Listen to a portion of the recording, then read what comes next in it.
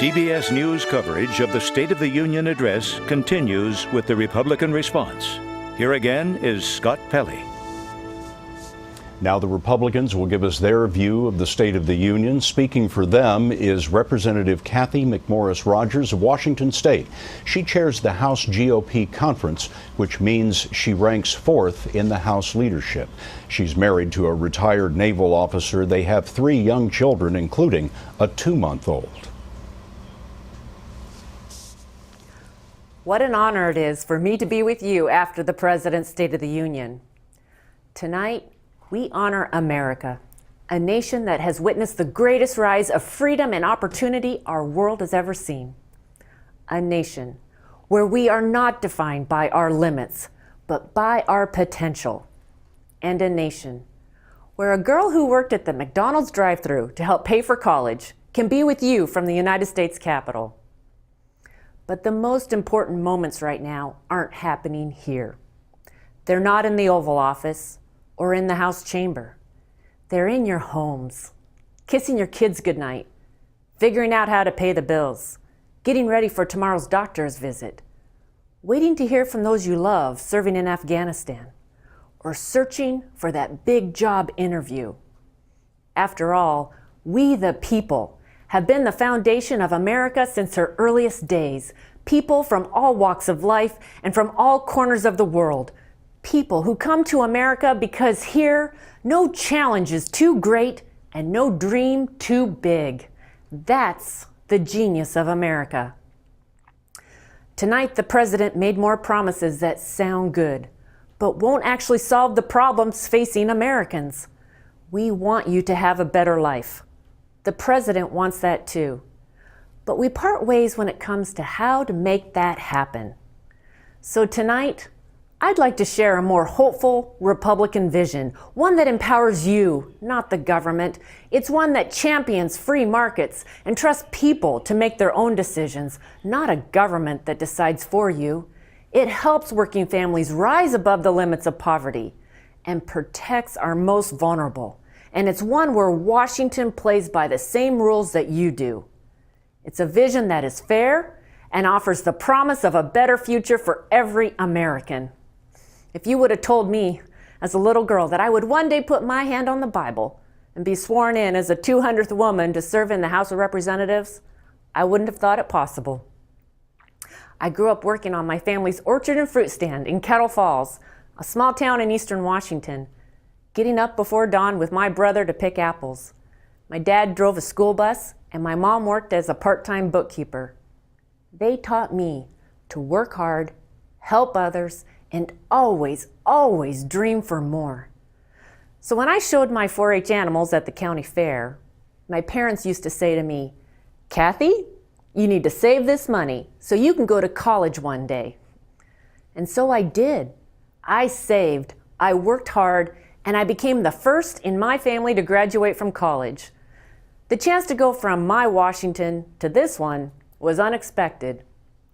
I came to Congress to help empower people, not politicians, to grow the working middle class, not the government, and to ensure that everyone in this country can find a job.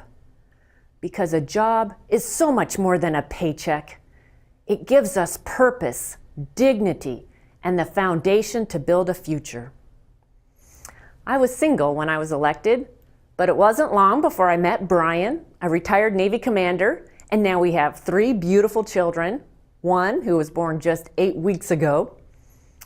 Like all parents, we have high hopes and dreams for our children, but we also know what it's like to face challenges. 3 days after our son was born, Cole, we got news no parent expects. Cole was diagnosed with Down syndrome. The doctors told us he could have endless complications, heart defects, even early Alzheimer's. They told us all the problems. But when we looked at our son, we saw only possibilities. We saw a gift from God. And today, we see a 6-year-old boy who dances to Bruce Springsteen, who reads above grade level, and who is the best big brother in the world. We see all the things he can do, not those he can't. And Cole and his sisters, Grace and Bren, have only made me more determined to see the potential in every human life. That whether we're born with an extra 21st chromosome or without a dollar to our name, we are not defined by our limits, but by our potential. Because our mission, not only as Republicans, but as Americans, is to once again ensure that we are not bound by where we come from, but empowered by what we can become. That is the gap Republicans are working to close. It's the gap we all face between where you are and where you want to be. The president talks a lot about income inequality, but the real gap we face today is one of opportunity inequality. And with this administration's policies, that gap has become far too wide. We see this gap growing every single day. We see it in our neighbors who are struggling to find jobs, a husband who's now working just part-time, a child who drops out of college because she can't afford tuition, or parents who are outliving their life savings. Last month, more Americans stopped looking for a job than found one. Too many people are falling further and further behind because right now, the president's policies are making people's lives harder. Republicans have plans to close the gap. Plans that will focus on jobs first, without more spending, government bailouts, and red tape. Every day, we're working to expand our economy, one manufacturing job, nursing degree, and small business at a time. We have plans to improve our education and training systems so you have the choice to determine where your kids go to school, so college is affordable and skills training is modernized.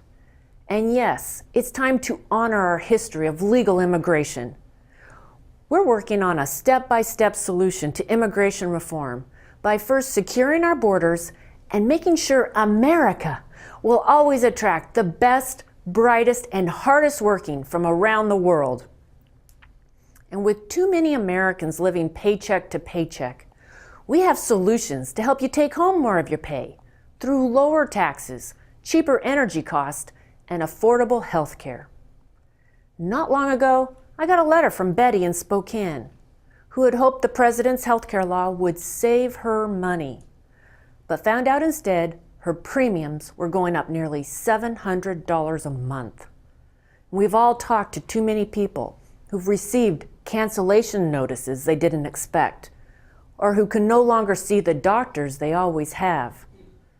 No, we shouldn't go back to the way things were, but this law is not working.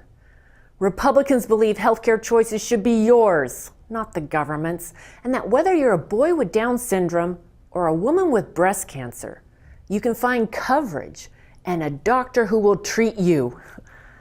So we hope the president will join us in a year of real action by empowering people, not by making their lives harder with unprecedented spending, higher taxes, and fewer jobs. As Republicans, we advance these plans every day because we believe in a government that trusts people and doesn't limit where you finish because of where you started. That is what we stand for. It's for an America that is every bit as compassionate as it is exceptional. If we're successful, years from now, our children will say that we rebuilt the American dream. We built a working middle class that could take in anyone and a workforce that could take on the world. Whether you're a girl in Kettle Falls or a boy from Brooklyn, our children should be able to say that we closed the gap. Our plan is one that dreams big for everyone and turns its back on no one. The president said many things tonight, but now I ask him to listen to you. For the true State of the Union lies in your heart and in your home. Tomorrow, I'll watch my son Cole get on the school bus. Others will wait in the doctor's office or interview for that first job. Some of us will celebrate new beginnings. Others will face great challenges.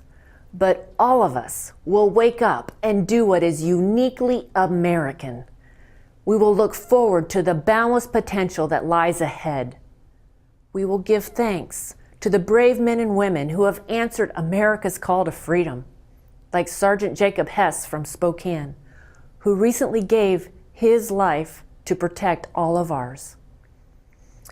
So tonight, I simply offer a prayer for Sergeant Hess's family, your family, and for our larger American family, that with the guidance of God, we may prove ourselves worthy of His blessings of life, liberty, and the pursuit of happiness.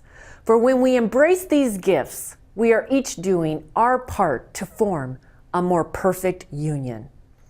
May God guide you and our president, and may God continue to bless the United States of America. Republican Representative Cathy McMorris Rodgers of Washington State delivering the Republican response to the President's State of the Union address. The Congresswoman is the mother of three. She has a 6-year-old, a 3-year-old, and a 2-month-old, so a very busy household back in Spokane for sure. Bob, the Republicans were making a statement by selecting the Congresswoman for this speech. Well, I think it's fair to say that one of the things Republicans know they have to do is attract more of the women's vote if they're going to do well in these mid-year elections and certainly in the next presidential. Nora?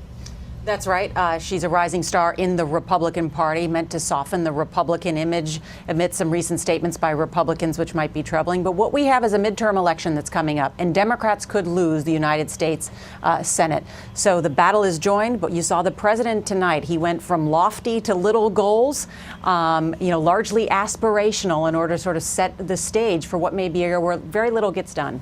And all about Election Day, the midterm elections coming up in November. Thank you both very much. There will be more about the State of the Union on your late local news on this CBS station, and of course always on our website, cbsnews.com, and first thing tomorrow on CBS This Morning with Nora, Charlie, and Gail, and their special guest, Vice President Joe Biden. With thanks to the Jones Day Law Firm for this window on a snowy Washington, I'm Scott Pelley. I'll see you tomorrow on the CBS Evening News. Good night.